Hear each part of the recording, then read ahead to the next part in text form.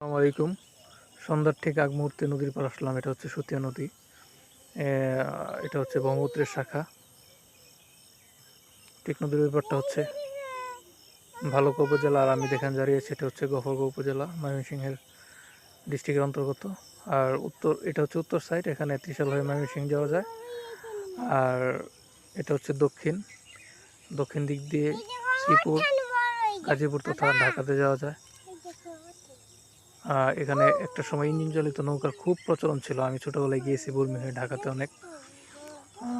আর এখন কালের পরিক্রমায় ইঞ্জিন চালিত নৌকা একদম চলেন না বললেই হয়। মাঝে মাঝে চলে, খুব বিশেষ প্রয়োজন ছাড়া চলে না আর কি।